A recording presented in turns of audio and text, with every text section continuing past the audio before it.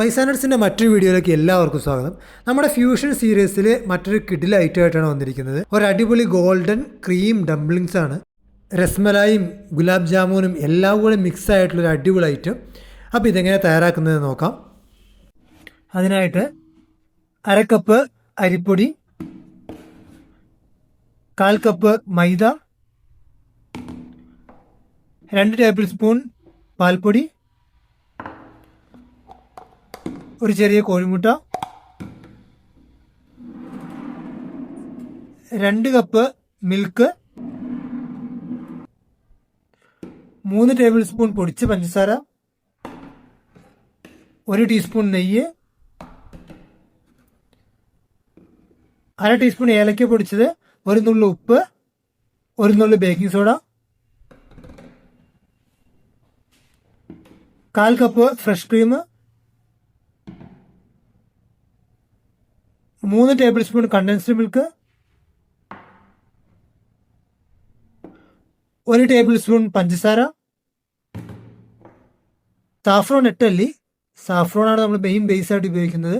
Saffron കിട്ടിയിട്ടില്ല എങ്കിൽ 1/4 ടീസ്പൂണോളം ഏലക്ക പൊടിച്ചിട്ട് കൂടുതൽ എടുക്കുക. അപ്പോൾ ഇത് ഏലക്ക ഫ്ലേവറിലുള്ള സ്വീറ്റ്സായി മാറും. കുറച്ച് അവസാനം മേളിൽ സ്പ്രെഡ് ചെയ്യാനായിട്ട് പിസ്ത നന്നായിട്ടൊന്ന് ക്രഷ് ചെയ്തെടുത്ത് ഉണ്ടാക്കാനായിട്ട് ആദ്യം സാഫ്രോൺ 2-3 ടേബിൾ സ്പൂണോളം ചെറു ചൂട് പാലൊഴിച്ച് ഒന്ന് കുതിർത്ത് വെക്കണം. അതിനുശേഷം ബാറ്റർ തയ്യാറാക്കാനായിട്ട് ഒരു ബൗളിലേക്ക് അരിപ്പൊടി, മൈദ, പാൽപ്പൊടി, 3 table spoon powder sugar, 1/4 teaspoon ഏലക്ക പൊടിച്ചത്, 1 നുള്ളു ഉപ്പ്,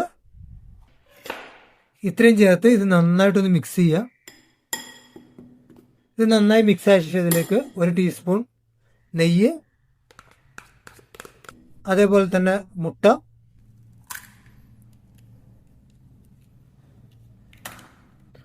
ചേർത്ത് നന്നായിട്ടൊന്ന് മിക്സ് ചെയ്യുക. കൂടുതൽ 1/2 കപ്പ് മിൽക്ക് വളരെ സാവധാനം കുറേശ്ശെ ഇതിലേക്ക് ഒഴിച്ചു കൊടുക്കണം. 1/2 കപ്പ് പാല് ചേർത്ത് ഏകദേശം ഇതേ ഒരു കൺസിസ്റ്റൻസിയിൽ നന്നായിട്ട് മിക്സ് ചെയ്തെടുക്കുക. ദോശമാവിനകരം കുറച്ചുകൂടെ കട്ടി വേണം. ഈ ഒരു കൺസിസ്റ്റൻസിയിൽ ആവുന്നവരെ നന്നായിട്ട് മിക്സ് ചെയ്തെടുക്കുക. ഇനി അതല്ല ഇതേ കൺസിസ്റ്റൻസിയിൽ ആവുന്നില്ല എന്നുണ്ടെങ്കിൽ പാല് കുറച്ചുകൂടെ കൂടുതൽ ചേർത്ത് കൊടുക്കുക. നന്നായിട്ട് മിക്സ് ചെയ്ത് ഏകദേശം അരമണിക്കൂറോളം മാറ്റി വയ്ക്കുക. ഇത് ഫ്രൈ ചെയ്തെടുക്കുന്ന തൊട്ട് മുന്നേ ഇതിലേക്ക് 1 നുള്ള് സോഡാപ്പൊടി കൂടി ചേർത്ത് കൊടുക്കാം. പിന്നെ ഇത് ഫ്രൈ ചെയ്തെടുക്കാൻ ആവശ്യത്തിനുള്ള ഓയിൽ, ഇതിന് സൺഫ്ലവർ ഓയിൽ ഏതിലും ഫ്ലേവർ ഇല്ലാത്ത ഏതെങ്കിലും ഓയിൽ യൂസ് ചെയ്താൽ മതി. അത്യാവശ്യം വലുപ്പമുള്ള ചുവട് കട്ടുള്ള ഒരു പാൻ എടുത്ത് വയ്ക്കുക. അതിലേക്ക് 1/2 കപ്പ് പാല് ബാക്കിയുള്ളത് ചേർത്ത് കൊടുക്കാം. പാല് ചേർത്ത് നന്നായി ഇളക്കി കൊടുക്കുക. അതേപോലെ തന്നെ പാല് തിളച്ച് കഴിയുമ്പോൾ ഫ്ലെയിം മീഡിയം ഫ്ലെയിമിൽ വെച്ച് പാല് 1/2 കപ്പ് എന്നുള്ളത് 1/4 കപ്പ് ആയി വറ്റി വരുന്നത് വരെ കുക്ക് ചെയ്തെടുക്കാം. പാല് വറ്റി പകുതി ആയിട്ടുണ്ട്. ഈ സമയത്ത് ഫ്ലെയിം ലോ ഫ്ലെയിമിലേക്ക് വെച്ച് അതിലേക്ക് കണ്ടൻസ്ഡ് മിൽക്ക് ചേർത്ത് കൊടുക്കുക. കണ്ടൻസ്ഡ് മിൽക്ക് ചേർത്ത് നന്നായിട്ടൊന്ന് മിക്സ് ചെയ്യുക. അതൊന്ന് ഉരുകി 2 ഒന്നാവുന്നേരം ഒന്ന് മിക്സ് ചെയ്ത് കൊടുക്കാം. അത് നന്നായി ഒന്ന് ഉരുകി വരുമ്പോഴേക്കും അതിലേക്ക് 1 ടേബിൾ സ്പൂണോളം ഷുഗർ ചേർത്ത് കൊടുക്കാം. ഷുഗർ നന്നായി ഉരുകി വരുമ്പോൾ അതിലേക്ക് ഫ്രഷ് ക്രീം കൂടി ചേർത്ത് കൊടുക്കാം. വീണ്ടും ഒരു 3-4 മിനിറ്റ് ലോ ഫ്ലെയിമിൽ വെച്ചൊന്ന് കുക്ക് ചെയ്തെടുക്കാം. 2 മിനിറ്റിന് ശേഷം ഇതിലേക്ക് 1/4 ടീസ്പൂൺ ഏലക്ക പൊടിച്ചത്, അതേപോലെ തന്നെ പാലിൽ നമ്മൾ കുതിർത്ത് വെച്ച സാഫ്രോൺ കൂടി ചേർത്ത് കൊടുക്കാം. നന്നായിട്ടൊന്ന് ഇളക്കുക. 1 മിനിറ്റ് കൂടെ ലോ ഫ്ലെയിമിൽ വെച്ചൊന്ന് കുക്ക് ചെയ്ത ശേഷം ഇത് അടുപ്പത്ത് നിന്ന് ഓഫ് ചെയ്ത് മാറ്റി തണുത്ത് കഴിയുമ്പോൾ 1 മണിക്കൂറോളം ഫ്രിഡ്ജിൽ വെച്ച് ഒന്ന് തണുപ്പിച്ചെടുക്കണം. 1 മിനിറ്റ് ആയിട്ടുണ്ട്. ഇനി ഇത് ഫ്ലെയിം ഓഫ് ചെയ്ത് അടുപ്പത്ത് നിന്ന് മാറ്റി തണുത്ത ശേഷം 1 മണിക്കൂറോളം ഫ്രിഡ്ജിൽ വെച്ച് തണുപ്പിച്ചെടുക്കാം.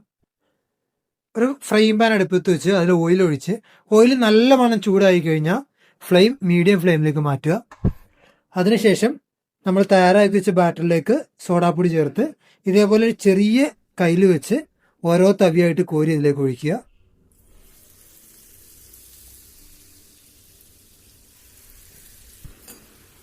ഒരു വശം വെന്ത ശേഷം ജസ്റ്റ് ഒന്ന് മറിച്ചിടുക. 2 സൈഡും ഒരേപോലെ വെന്ത് ഇതേപോലെ ഗോൾഡൻ ബ്രൗൺ ആയി കഴിഞ്ഞാൽ ഇത് അടുപ്പത്ത് നിന്ന് കോരിയെടുക്കണം. ഇനി ഇത് സെറ്റ് ചെയ്തെടുക്കാനായിട്ട് ഒരു പാത്രം എടുക്കുക. അതിലേക്ക് നമ്മൾ ഫ്രിഡ്ജിൽ വെച്ച ലിക്വിഡ് ഇതിലേക്ക് കുറേശ്ശെയായിട്ട് ഒഴിച്ചു കൊടുക്കുക. അതിനുശേഷം അതിൻ്റെ മുകളിലേക്ക് ഫ്രൈ ചെയ്ത് വെച്ച ബോൾസ് ഓരോന്നായിട്ട് ഇട്ട് കൊടുക്കുക. ഇനി ഇതിൻ്റെ മുകളിലേക്ക് കുറച്ച് പിസ്ത ക്രഷ് ചെയ്ത് കൂടി ഇതിൻ്റെ മുകളിലേക്ക് ജസ്റ്റ് ഒന്ന് വിതറിയിട്ട് കൊടുക്കുക.